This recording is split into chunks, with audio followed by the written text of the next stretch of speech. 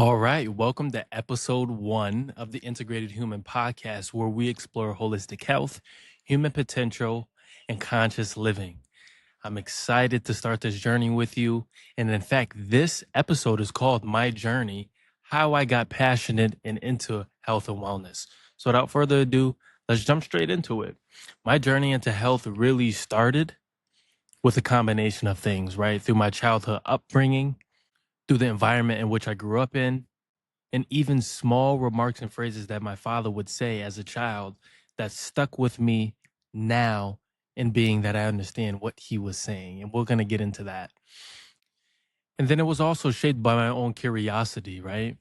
Through reading books, through experimenting with different diets and eating lifestyle habits, through training, all different types of training and exercise, and also through meeting very knowledgeable people in the health and wellness field, that are very credible and have deep wisdom and insight on how the human body actually works, right?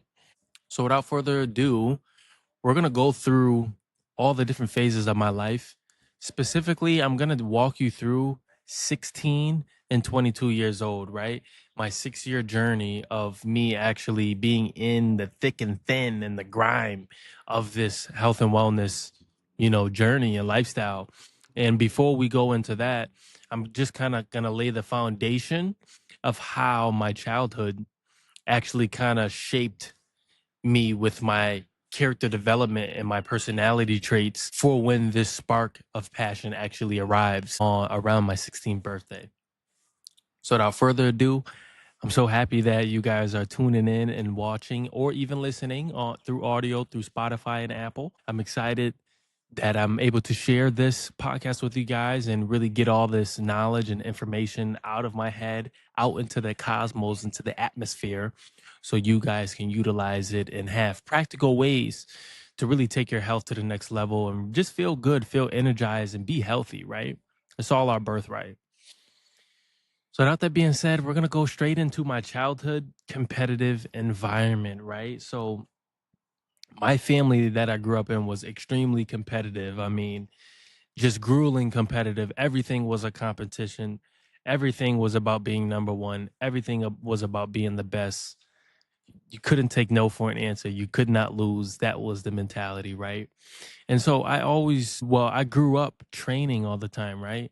Push ups, pull ups, because everything was competition, right? If we, were just playing a video game, whoever lost had to do 100 push ups, right? So that childhood atmosphere kind of shaped the discipline, the fortitude, the resiliency, the dedication, right? Because I'm always making sure that I'm on the tip top of my game physically, because, if we are playing any games together with my cousin, we're doing anything, it's always a competition. So whoever loses must be prepared for the consequences.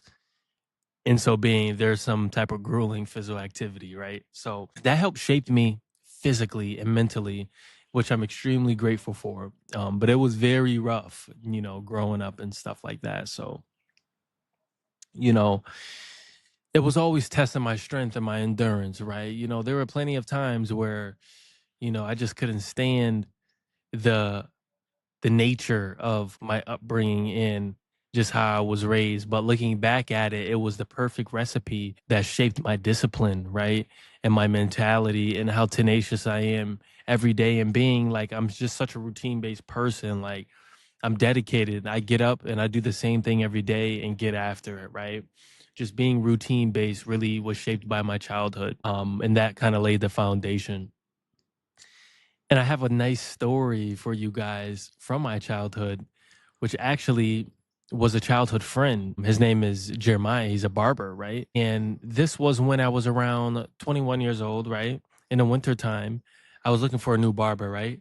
And I'm like, oh, wow. I remember Jeremiah. We used to go to elementary school together, right? And I haven't spoke to him since elementary school because I had moved from Springfield, Massachusetts to Agawam and started going to schools out there, right? After 5th grade. So I kind of lost all connections with my friends and stuff in the city. So long story short, I seen that he was cutting hair, and I was like, "Hey, like, I wanna give him a try," and I haven't seen him in a long time, so, like, I wouldn't mind linking up and, hanging out and just seeing how things is going. So, I get my first haircut, and we're just, reminiscing and recollecting on the past and elementary school and the things we would do as kids, and one thing he said was, "I remember you would have us lined up when we had recess, and you would have us doing push-ups and having push-up competitions and doing sets of certain amounts of push-ups and had us racing and stuff." And I just thought that was really cool to have someone else kind of speak on the things that I was doing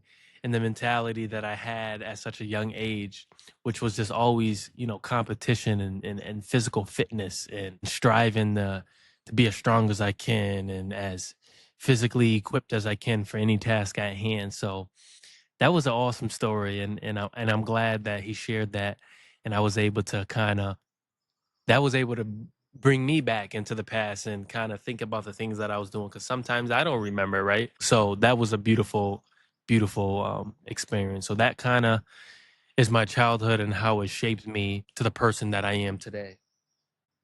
Now, secondly, is my father's influence, right? His influence was very subtle. So it was always like little nuggets of phrases and words and gems that he would say that I never could understand as a kid. But looking back now, I see exactly what he's talking about. And one thing about him is that even though like health and wellness isn't his passion and he isn't necessarily like deep into, the human body and taking care of your health, but he's very well excelled and further than the average person. But I just say that to say that he was very intuitively, instinctually wise in being the words that he was saying, such as he would always tell me, like, if we seen very fit, muscular people, he always be like, you know, just because they're fit like that doesn't mean they're healthy internally. Just because you see that he has all these muscles doesn't mean that his organs is working properly, right? And as a kid, I'd be like, "What? Like, what are you talking about?" Like I aspire to look like that. I aspire to be like that, right? So it never could really click. But now looking back, I see exactly what he was talking about. So it was kind of like those subtle small remarks, right? Other ones would be like he say things like, you know, don't overeat, right? If you're already full, why are you still continuing to overeat? Eat better foods, right? Eat the home cooked foods instead of the processed foods, like try to go organic. Like these different types of things he was already in his mind attuned to, but not necessarily full blown doing it 100%. But he was consciously aware of wherever his trajectory in terms of what he saw for himself and health going, right? So all in all, that was a huge, or he was a huge influence on me and where I am today now, which I'm extremely grateful for. So shout out to dad for sure. And okay, now shifting to 16, right? I'm in high school, sophomore year, halfway into my sophomore year. So this is about February, right? This is when COVID-19 is starting to become a big thing, and COVID doesn't really slam us until March, right? So I'm still in school. I leave school probably early March or late February. Okay. 16th birthday was February 6th. So I just turned 16. So prior to that, maybe a couple months before, my dad is kind of like experimenting, talking about he wants to go pescatarian and these things. And for some reason, it sparked interest in me. I'm like, I want to do pescatarian. I look up to my father. I'm inspired by him. So I'm like, I want to be healthy too, not knowing necessarily what health is at the time, but it's just something that I was like, you know what? I want to join. So he put a date on when he was going to go pescatarian. And I'm like, I'm going to do it too. And at this time, I'm wrestling at the time for my school, and in my head, I'm thinking, if I go on this diet, this pescatarian diet, this might give me an edge, right? Nutritionally, fuel wise, because I'm not eating processed foods, I'm not eating the snacks in the cafeteria, I'm bringing my meal preps, this, and that, right? So I'm like, I might have an edge. So I'm trying it out, and I'm doing it, and I'm loving it. I'm eating clean, I'm eating healthier, and I'm feeling good. And I meet my one of the gym teachers. She was a yoga instructor slash gym teacher, right? I forget her name, and I've always wanted to. go back and meet her and just talk to her and tell her how much she inspired me and like sparked my health and wellness journey where I am today. But in any case, she was a yoga teacher and gym teacher. And I don't know how we ended up talking, but I believe I was just telling her about, my pescatarian diet that I'm on and things of that nature. And she begins to tell me about veganism, right? And I'm just inspired. She's telling me about what they're doing to the animals, how they're being raised, dairy products, all types of stuff. And she's just really like fueling me with this information. And I'm just soaking it in. And I'm just like, wow, like this is really what's going on. So, our first conversation, I'm stunned, right? And I'm home and I'm just reflecting and thinking and just going day by day about like, wow, like, you know, I probably should take care of my health and what I'm putting in my body and try to eat the highest quality of foods, right? So with that being said, we ended up talking maybe 2 or 3 times after that, just going deeper into veganism and plants and health benefits and stuff like that. And I'm just eating it up. And she ends up telling me about this website called Ella Vegan, right? EllaVegan.com is still up there, and you guys should go check it out because that's where I started, right? So she said, you want to make vegan recipes and really take health and eat high quality foods, check out EllaVegan.com. Long story short, I go home. I go on Ella Vegan and I look up some stuff and I'm like, wow, these are some cool recipes. Like you can make bang bang shrimp without the shrimp. You can make chicken teriyaki without the teriyaki with the tofu. You can make Alfredo without milk. It was just fascinating to see how you could creatively create lots of different food options and dinner options and recipes without the use of these toxic ingredients at the time, right? These toxic foods was my mentality at the time. So I'm like, this is gold. Like I'm gonna be healthy forever. So um long story short, COVID finally slams the US, right? And I'm out of school. We're in the lockdown where we can't leave the house. And this is where the journey begins. So, we're in the house. Like, what else is there to do, right? There was 3 things I was doing every day. Number 1, training in my basement. Number 2, cooking a Ella vegan recipe once a day. And third, what was the third thing? Watching Netflix, Bird Box, all those kind of stuff. Um, but yeah, every day during that lockdown, I cooked one different recipe every day on Ella Vegan. The routine was we get up in the morning, we'd have breakfast or whatever. We go to Big Y or whatever the grocery store was, and we would get all the ingredients that we needed for the recipe that I wanted to make, and I'd make it. And this was going on for months. And this was such a fun journey because I'm eating good and I'm training in the basement and I'm really building my body, my health, my mind, my tempo, right? So, without that being said, I go, you know what? We're in a health crisis, right? This is COVID-19. People are getting sick, people are dying, all different types of stuff. People are genuinely worried about their health. And if there's anything that they can do to change their health and not get sick and kind of avoid the COVID virus and all that, they would do it. So it sparked that idea. I can sell vegan meal preps, right? I can cook out of this kitchen and sell some food. And it's so funny because looking back at it now, it's so contrary to the times, right?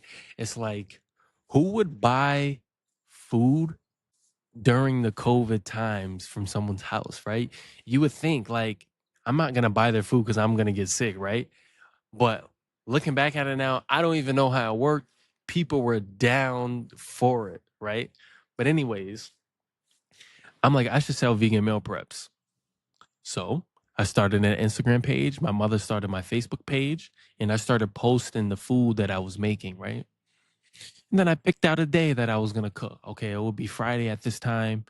I'll make a flyer on Canva and say, one main plant-based meat or something like that, and then a few sides. So I started doing that. And that thing grew really quickly. I was, once a week selling 20 to 30 plates on a given day, cooking 5, 6 different things, hustling and really doing my thing, having people pick up, delivering. And it was a full-fledged business for a point in time, and it was really fun. And I was making really good money. Um, so that was kind of that aspect of my life, or really the initial momentum shift of this health and wellness journey was one, meeting the yoga teacher telling me about Ella Vegan, the lockdown forcing us into the home, me cooking meals every single day and training in my basement every day, and then the idea of creating meal preps once a week and selling that to people in a time where people want to take care of their health. So people are fully invested into this vegan thing. And also, you got to think like Beyond Meat, all that stuff just hit the market, right? So people are really like into this plant-based vegan. They think like this is the key to health, right? So this is like the perfect time to pivot into something like this. So I kind of like hit the bullseye with this one. So, anyways, that was the catalyst to where I am today. And moving on, I have to talk about the Garden of Eden community and Zeph, right? This was just a great experience. As this car goes by, we'll let them go by. So yeah, anyways, the Garden of Eden, this was the next stage of my life. One day, you know, as I'm going through my Ella Vegan and making the recipes, making the meal preps and all that, I'm still studying and learning about food. And this time I'm real hardcore vegan, so I'm into that, right? And my uncle, shout out to my uncle Micah, he tells my father about this guy named Zeph at the Garden of Eden in Forest Park. It was a alkaline Dr. Sabi vegan plant-based restaurant, right? He tells my dad, yo, I met this guy, did his detox program. This dude knows everything, right? He knows everything about the human body, food, this, and that. He says don't eat carrots, this, and that, because it's acidic. Only follow Dr. Sabi's alkaline food list, this, and that, right? So my dad ends up telling me, right? And I'm interested in it. I'm invested in it. I'm like, I want to see who this guy is because I want to be that smart. I want to know. So me and my dad go there together, right? We pull up in there, we get some food, and we end up chopping it up with Zeph, right? And I was fascinated. We was just asking different questions and just having him just ramble and talk, which he loves to do. And I was just like in utter shock about everything he was saying. And he kind of confronted me because I told him that I did meal prep, right? And I told him that I'm vegan and I'm plant based. And he's like, "Oh yeah, like what's your meal prep consists of?" I'm like, I make all different types of stuff. I put vegetables in my stuff and things of that nature. Like this past meal prep, I remember I said I made like honey glazed carrots, and he was like, "Oh no, that's not healthy. Like that's acidic. Like that's detrimental to the body. That's not the alkaline way, this and that." So I'm like, really? Like, really? And I'm hearing him out, like, like tell me more. So that's how I get introduced about Dr. Sabi and the alkaline movement is through Zeph, right? So from that day, I am hooked. I'm going in every day to get the food, and the food was absolutely amazing. All different types of delicious food, pizzas, West Indian food, pizzas, lasagna, calzones, tacos, all different types of stuff. So I'm going there every day. And I'm going there just to be in the community and the atmosphere, to hear him talk about the body, to hear people come in and ask different things about the body. And he has an answer for everything, right? Um, and then also like the spirituality community and all that. Like he was deep into his biblical roots and stuff, and it was just cool to see people friendly dialogue back and forth about what they believe, what they thought consciousness was, and all these different things, right? So I'm just invested in this community of this holistic, or of the Dr. Sabi movement, and now I'm alkaline vegan now. fully alkaline vegan, and I'm reading my books. I'm doing my detoxing. I'm taking my herbs now. I'm watching Dr. Sebi videos. I'm doing all that stuff, right? So soon come, I start shifting my meals into alkaline meal prep. And now I begin to build a community basis from the Garden of Eating community because nobody was making meal preps at the time. So now here I come in providing alkaline vegan meal prep options. And now people are fully invested in that, right? And this is still COVID time. So all these are hits right now because people really want to be healthy right now, especially with the vegan movement as well. So I'm making a killing with the vegan meal prep and all that. It's growing. My Instagram page is growing and stuff like that. And soon come, I remember Zeph was talking about how someone used to do pastries at the Garden of Eden and they weren't there anymore, and was just saying how pastries would be a good addition to the store and how, people really look forward to healthy, plant-based, low glycemic treats and stuff like that. So he's like, would you want to make the pastries and stuff like that? I'm like, absolutely. So he gives me his recipe book to a couple of his pastries, right? And I begin to experiment and start baking along with my meal prep. Now I'm baking different um desserts and stuff like that for the store, and I'm selling them now, right? He's giving me a cut. I'm bringing in banana bread, blueberry cakes, coconut cream pies, all this kind of stuff, right? And all these things are 100% organic, Dr. Sebi approved, spelt flour, agave, sea salt, olive oil, what else would be in there? Baking powder. Just like literally these cakes were, maximum 10 ingredients in a cake, all simple ingredients, easy to read, simple to make, delicious, high quality. So I'm selling, and these things are selling like hotcakes. People are loving them. I'm pumping out units. I'm making good money now. And in my head, I'm like, I can expand, right? So I ended up getting into multiple cafes and stores inside of, or not stores inside of, but cafes and stuff in Springfield and in the Western Mass area, such as the Magic Blend in Agawam, Self Juices on Bay Street in Springfield, Our Journey Fitness at the time on Gasoline Alley, Lydia's Live Well or Lids Live Well in Chicopee. So I worked up to 5 health and wellness cafes and gyms where I was actually pumping my pastries out of. And not to mention Grit Grizzlies, the wrestling academy. I was selling my pastries in there. And after wrestling practice, they'll buy, banana bread or blueberry cake. And I was just pumping units there. So I was really like pumping these cakes out and stuff like that. So they were selling. They were selling like hotcakes. And soon come, I met one of my friends. His name was Emil, and he was a part of the Garden of Eden community. He would come to my house, and we would wrestle all the time. And he ended up being one of my employees, someone that worked under me and made all of my pastries. Right.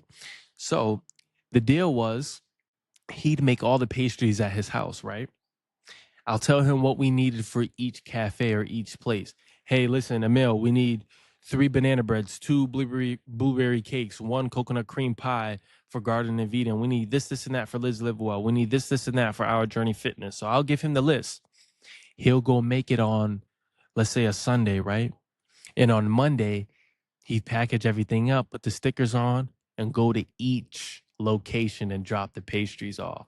So now I got a full-fledged, automated, hands-off business where I'm making money and not lifting a finger at this point, right?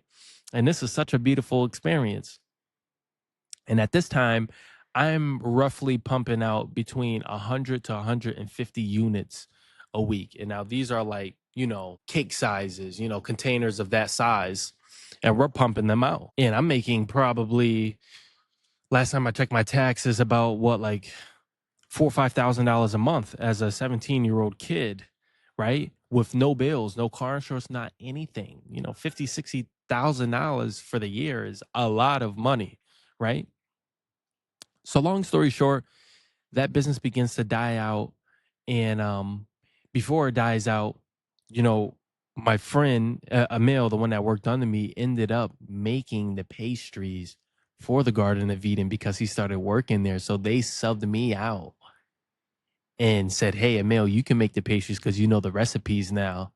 So now he started to sell them, and I felt some type of way at the time, but it was all a learning experience and a lesson. But anyways, he started making all the pastries for the Garden of Eden, and he was killing it too. He was creating, different recipes. Like I remember a tahini brownie; they were a hit, and I would still go there and eat.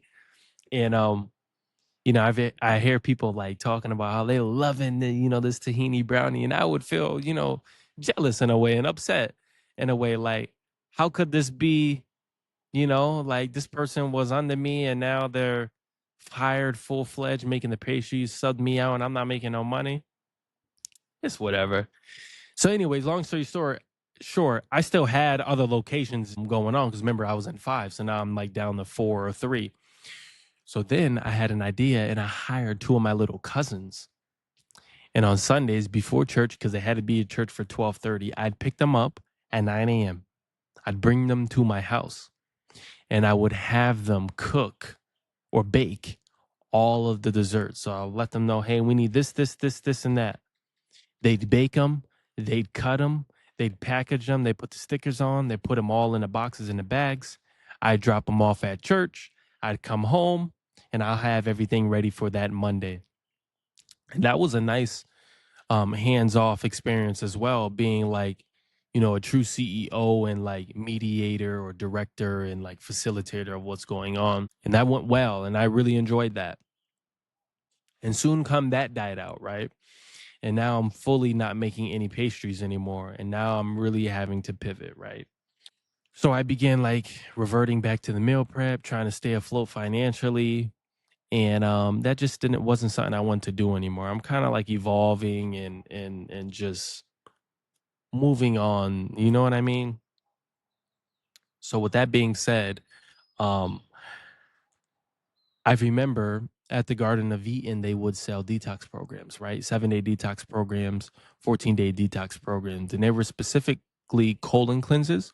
And they'll come with green juices and then these herbal concoctions to help, facilitate peristalsis, which is basically just the motility of the gut and moving the waste through contraction and relaxation of the smooth muscle tissue to get you to release very, very quickly. So people would be losing anywhere between 7 to 30 pounds in 7 to 14 days, right? So I learned that detox technique through Zeph and at the Garden of Eden. So I began to sell detox programs. And this was a hot cake killer again, another great shift, right? So at this time, I'm not necessarily a part of the Garden of Eden community anymore because of, the things that happen with them hiring, you know, my employee essentially to make the cakes for them so they don't have to pay me. But I'd still come in there and support and show up because I genuinely love to eat healthy and love the food.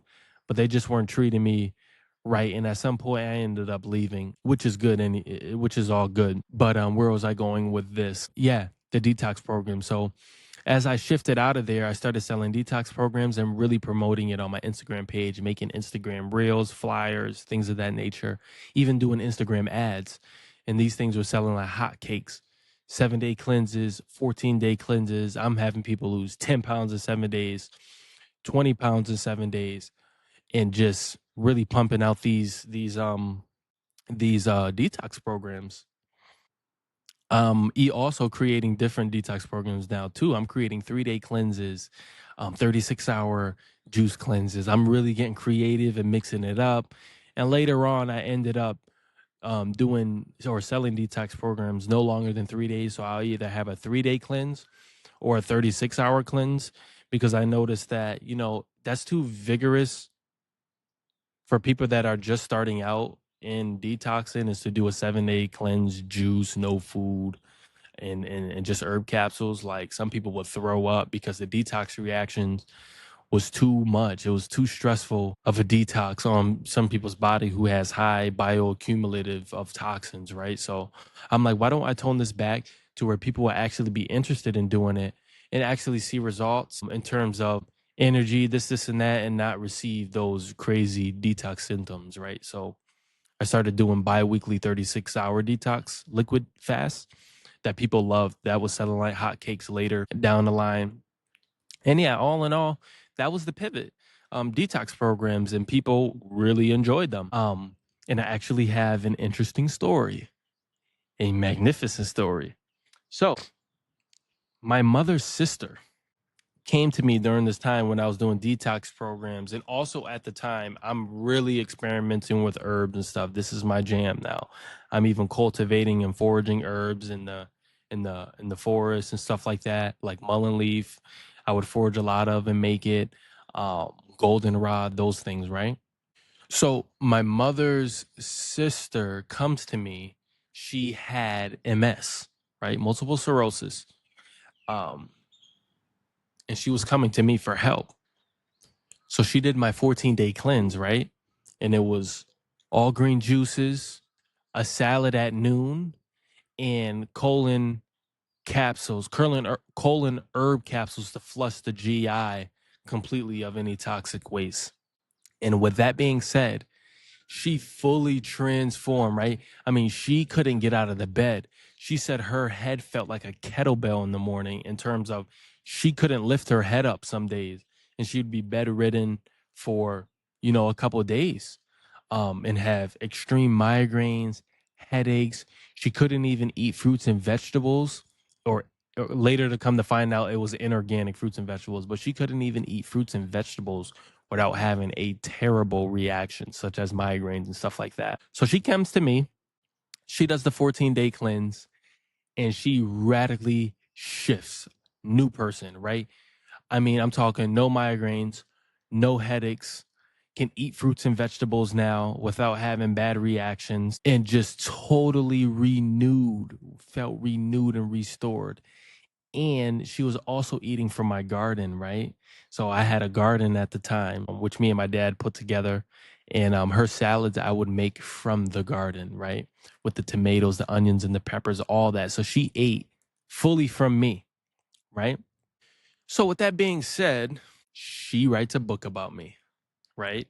And it's called El Jardín. You can find it on Amazon, and I'll put the link in the description box of this YouTube video, right? Of this podcast. But she writes a book about me called El Jardín.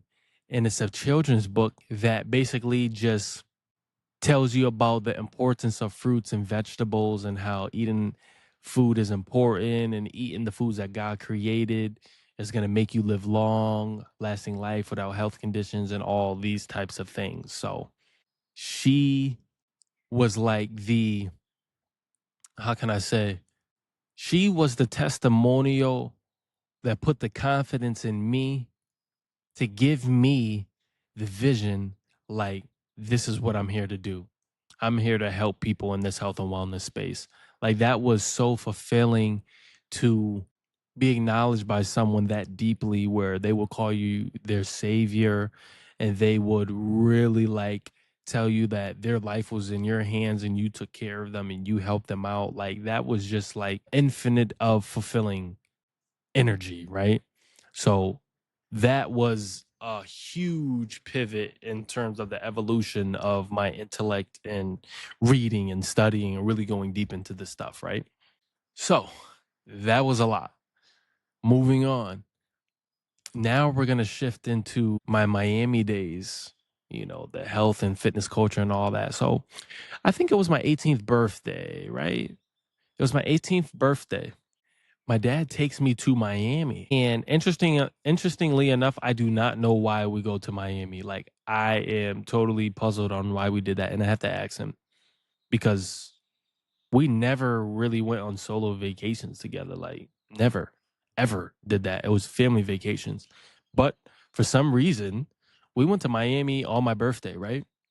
And there we just kind of, just enjoyed the lifestyle, and, went to the beach and chilled and hanged out, ate good food and stuff like that. And we went to Muscle Beach, which is on Ocean Drive on 9th Street.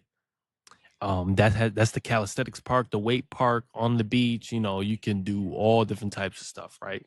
So I'm out there on Muscle Beach, and I meet my tribe. You know, I'm meeting fitness models, mobility coaches, yoga instructors, breath work specialists, all this type of stuff. And they just take me straight on as soon as I get there.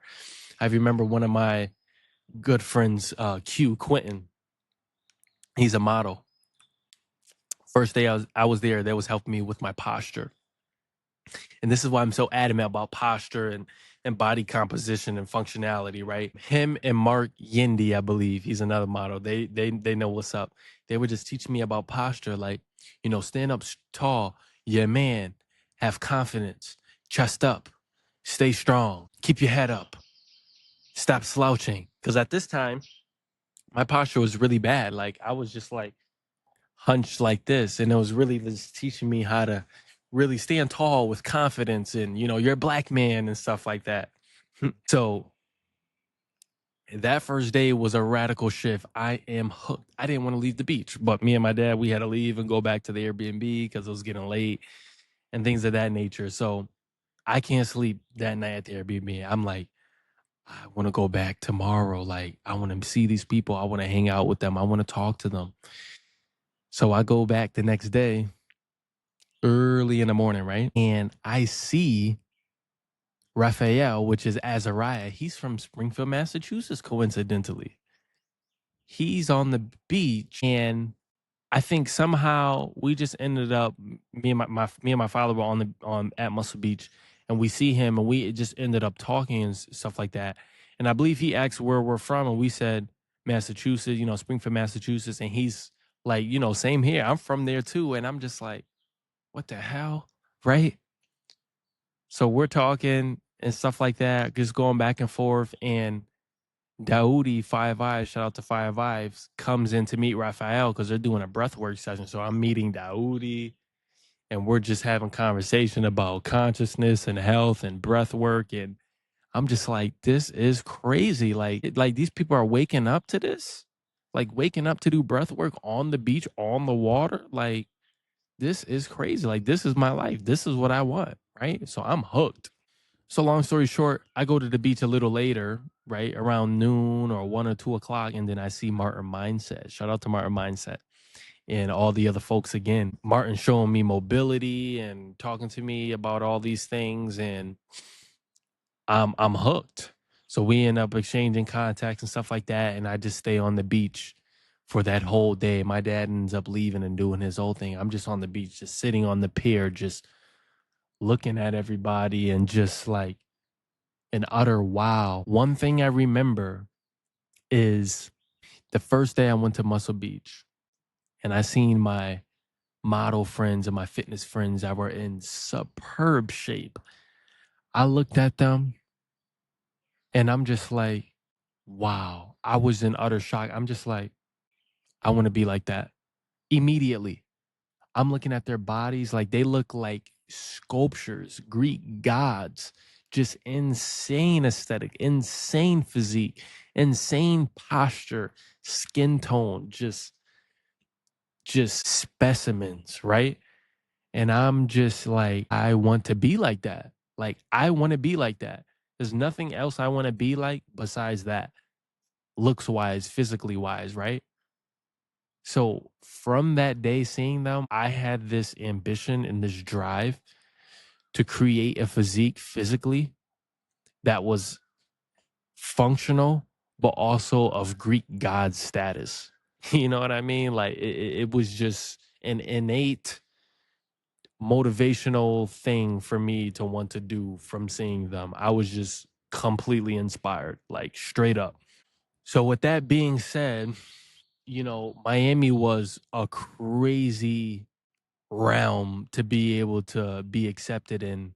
And I met tons of people in the health and wellness space, from Chinese acupuncturists to breathwork specialists to mind body conscious healers to yoga instructors to mobility coaches to fitness trainers to YouTube famous people, to people who do body work and massage therapy, to people that were selling products. Like, shout out to Lance Cares, that's my guy, Captain Planet, who has a CMOS lemonade and CMOS protein, and going to the Coconut Grove Farmers Market and seeing all these healthy things like sprouted Brazilian coconut milkshake and cashew coconut and raw vegan desserts and raw vegan meals and Ethiopian vegan food and the Rastas who cut the coconuts for you and just all different types of just community and health culture. Like it was such a great immersion and experience to really excel and rapidly develop my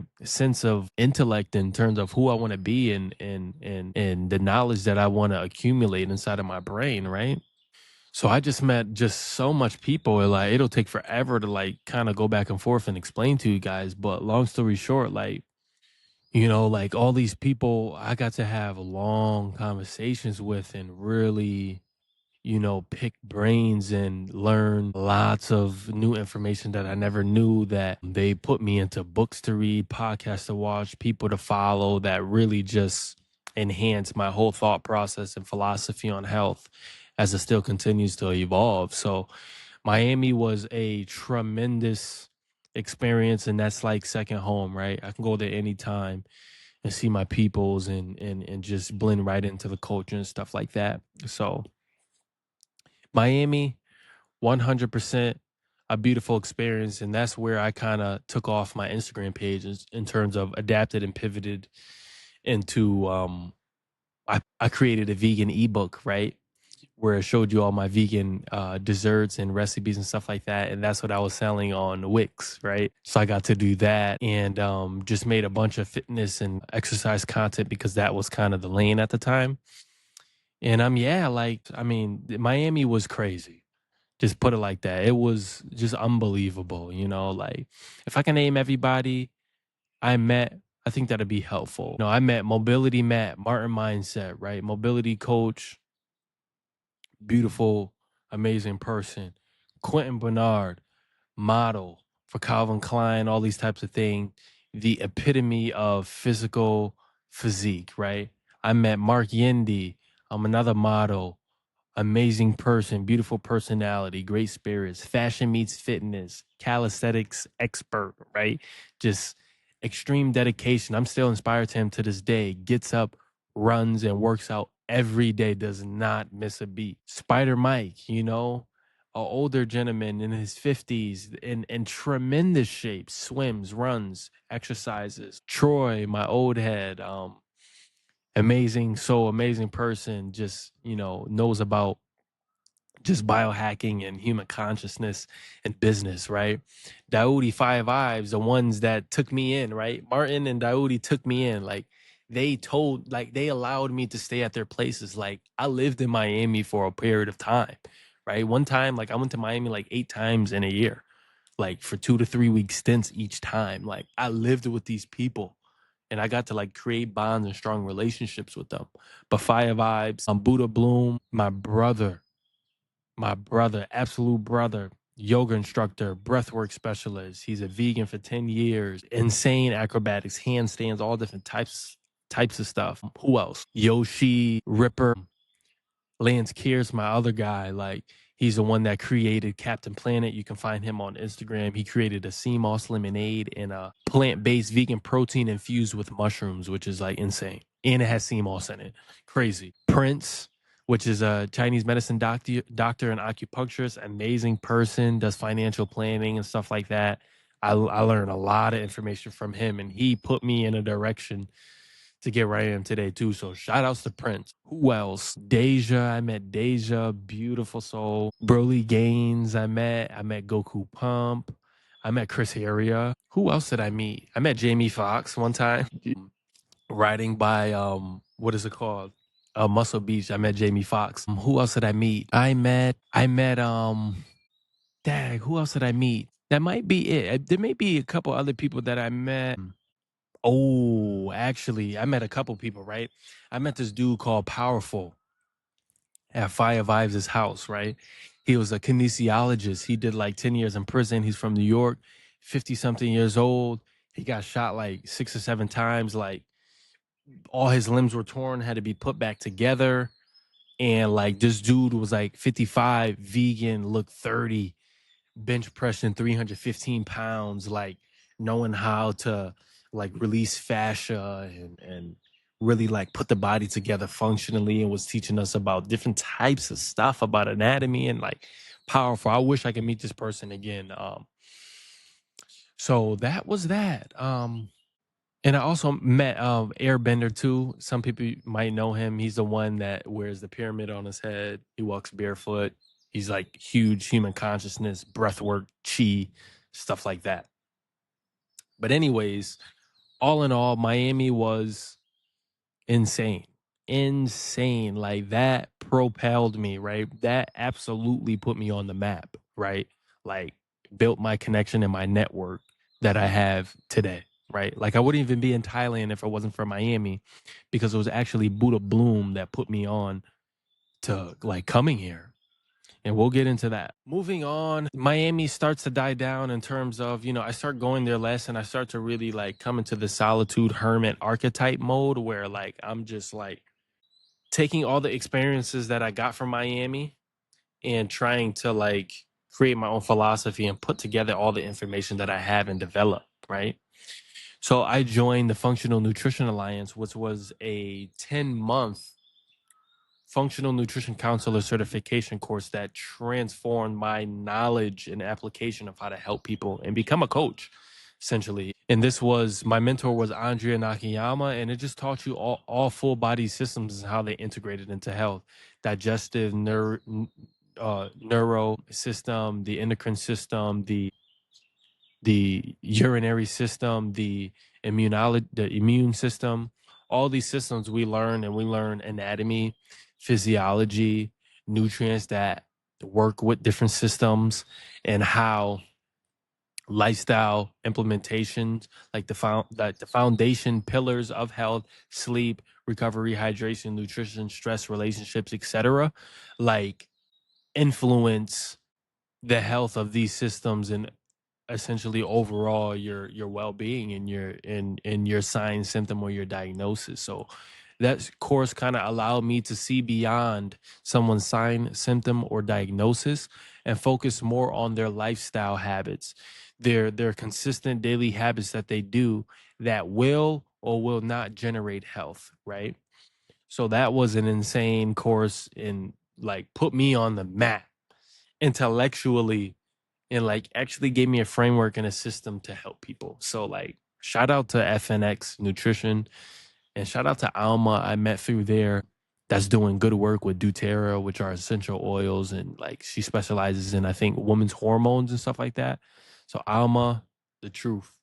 So with that being said, I'm kind of learning and growing this time. I'm 19, 20. I'm 20 at the time. So I'm 20 when I joined the FX Nutrition and take the course, right? I'm 20. And now I am 21 at this time, right? Where I actually get a job, my first really kind of job, right? At this time, I'm thinking like, first of all, like I'm really trying to change my identity on social media, right? I keep evolving, which is beautiful. But, I started as a vegan. I started selling cakes. I started selling detox programs and things of that nature. And I was tired of people knowing me for that. I was tired of people recognizing me for that, or like putting connotations to me. Oh, he's the person that makes cupcakes.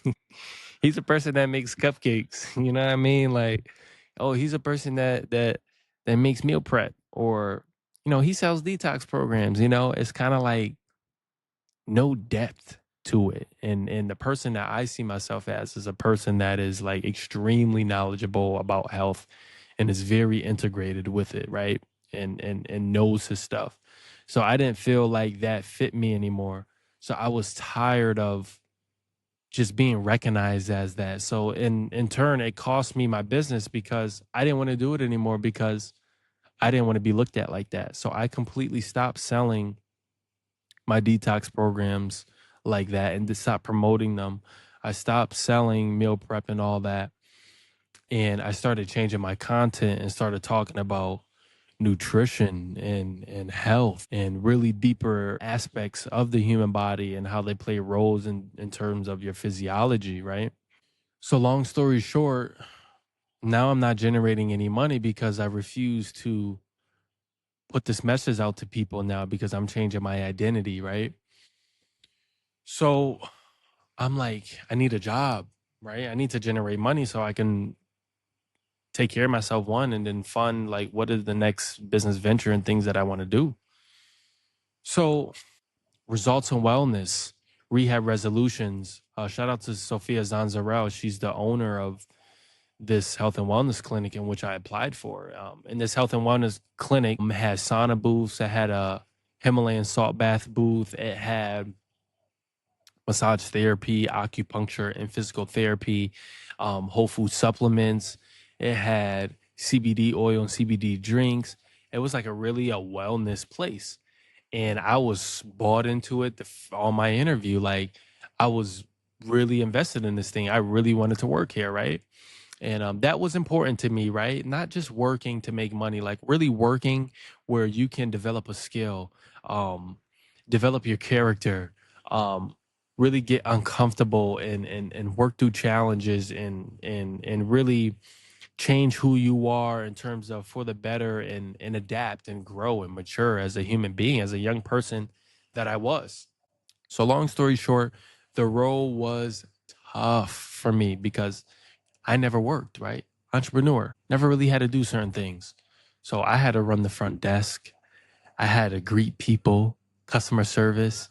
I had to run the systems to check people in, put people in for different dates for different services. I had to sell people for, their next appointment, supplements, all different types of stuff.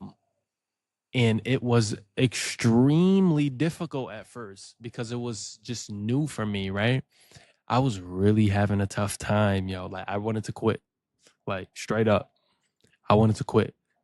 Like because communication for me, and this is just me being vulnerable, is my toughest thing.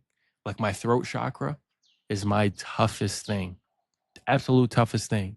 And it stems from childhood. And I feel like this is another podcast because this is like a lot of good information to talk about too.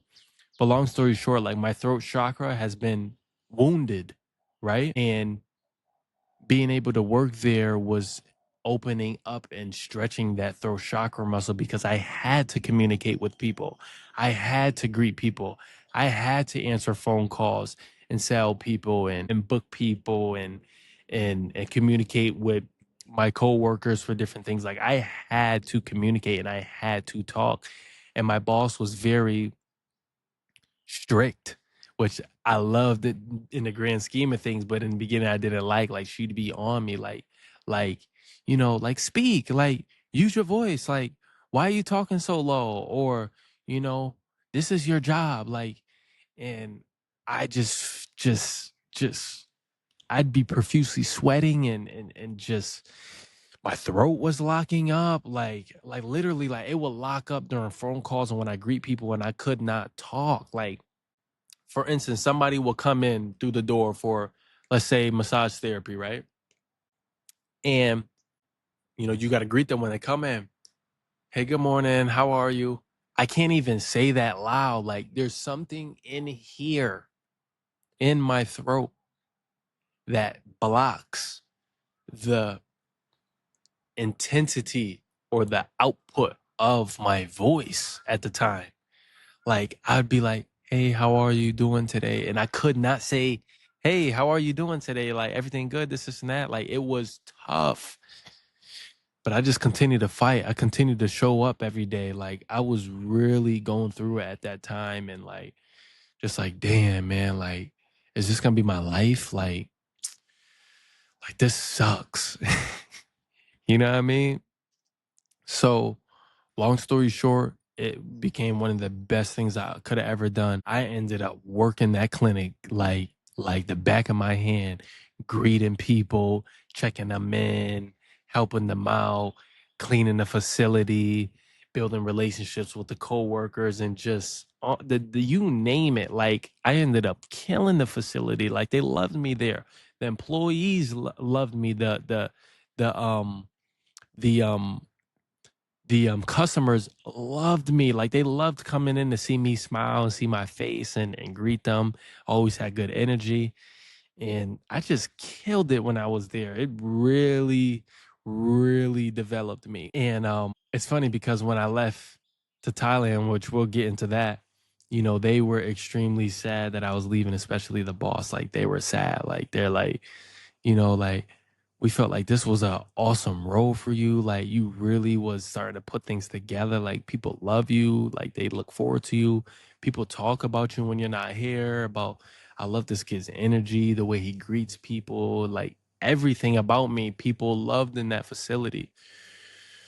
So that was a beautiful experience. It was an awesome experience, and it really helped with my communication and my character development and just learning how to use my voice and speak, right? So that was that. That was that. And that was only a 3 month, 4 months max stint, right? Because the idea of going to Thailand sparked, right? So we're currently, it's March 21st, 2026, right? So this was around maybe September, right? I'm like, I'm really going to Thailand. I'm doing this, right? And actually, we'll go back to about the Thailand thought. In that process, slightly before I started working at Results of Wellness, just something had to give. I just felt like I was just so stagnant. Like I wasn't like my creative energy was terrible. I couldn't create anything at the time. I just was just stale. Like I was like stale bread, like just like nothing. And it just had me really sit and think and introspect within myself. Like, what am I gonna do? Like seriously, like I'm 21. Like at this point, like I need to leave my parents' house, right? Like this is the age, but I have nothing really going besides my passion, my ambition, and my dream, but no money coming in, right? The cost of living is crazy. So like I would have to work a full-time job. Like I don't want to do that and just pay, just live to work or work to live. So I'm just like, damn, like what do I like? I don't know what to do. And it's crazy because my parents end up saying, like, I think it's time for you to move out. I never ever had them say that before. So I'm like, this is true. Like this is really the time. Like things aren't moving the way they're supposed to. And the only way you're gonna learn is if you leave. Simple as that and figure it out. So I intuitively knew that it was time to make some type of move. So I had conversations, a couple conversations with Buddha Bloom, my friend, and he would always just tell me, you're young, Elijah. You're really young. Like if I was in your shoes, I would travel. Like I would go learn some things. I would pay for courses and things that you want to do. Like you have no responsibility. Like go and take a risk. And he would tell me these things a lot, and I would hear them, and I never could foster up enough courage to actually believe in myself and take that step, right? But long story short, during that time when my parents said that, they think that it'd be best for me to move, is when I'm really thinking about Thailand, right? And I'm like, this got to be the best thing that's for me, right? The cost of living is affordable, so I can afford to put a roof over my head, one. I can afford to live the lifestyle I want to live with high quality food, massages, courses, all the studying, all everything, making content. Like I have time freedom here. And all in all, it just felt intuitively like the God chosen path to next door to walk down. So I told my parents, it's funny you guys say this because I wanted to like keep this a secret and just make it happen. But, I plan on moving to Thailand in November. And they're like, really? Like, I think that's dope. And that was just like insane to me because like I never experienced like my parents fully invested or believing in something that I wanted to do. That's just how I genuinely feel, right? I felt like if I said a dream or aspiration or something I want to do, it was always, the fear-based tactics like, um, I don't know about that, or just be careful of this, or this could happen, and then this and that, all that. When you dream and then you got those people around you that kill the dream with fear, when it's like, it's not time to fear right now, it's time to dream. Like, every dream is just a dream, right? Of course there's fears for every dream, but right now I'm dreaming. Let me dream, and then the logistics of it can come after. So that was the first time I got to intuitively feel a path that I needed to take, and my parents were 100% with it. And that was a game changer. That meant everything to me, and really gave me the confidence to actually take the step, to be honest. So, long story short, I told my boss, hey, in 2 months, I'm leaving, this, and that. And she was sad about it. And between that time frame, I was just getting all my logistics in order, my legal paperwork, documents, and stuff to be able to make the transition smooth, to Thailand.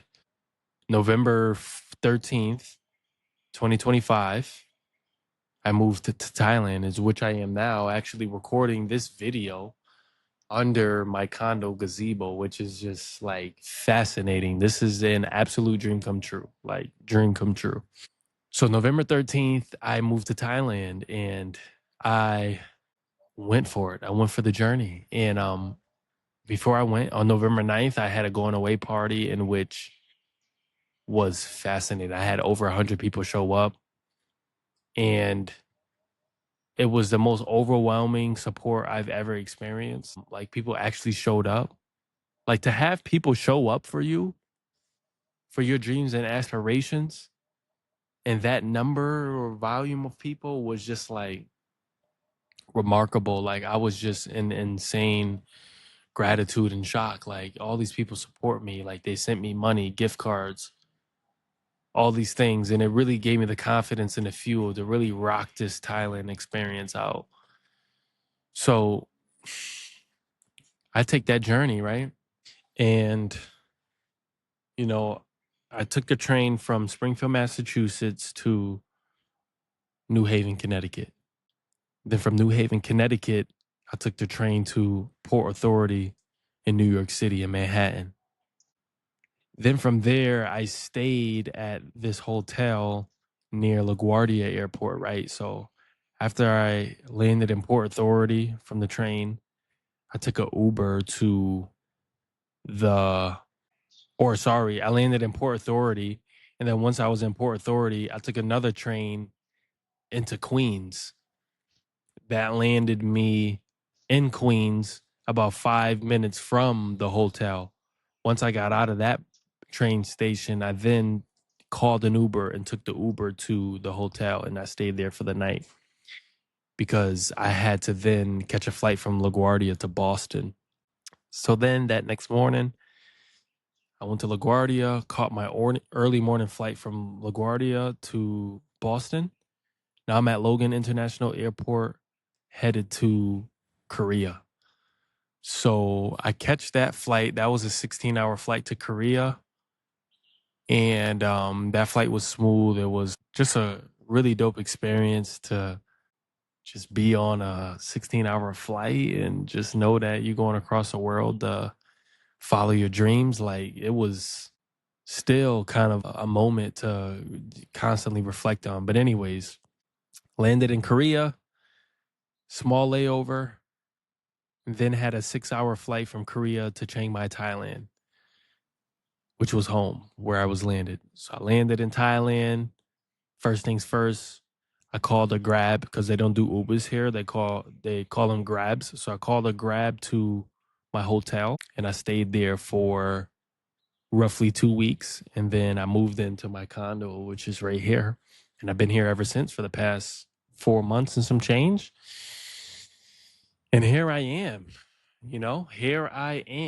fully invested in myself, fully believing in myself, fully capable of doing whatever it is that I intend to do on this earth. Like, this was the risk and the step forward in the direction of go out and make a dent in the world, right? Like, anything's possible All it needs is focus and concentration. And that's one thing I learned from my friend Kamal is focus and concentration. If you can focus and concentrate, you can get anything done. It's like when you focus and concentrate, you can put yourself into this headspace of grace, is what I will call it, right? It's this aura in you and around you of pure divine direction to where you are 100% guided. Like there's no need to worry about any mistakes or, but if I get here, what about this, and that? Like get to where you need to go first. Take whatever step it is that you need to take, and then the path will begin to reveal as you walk down that road.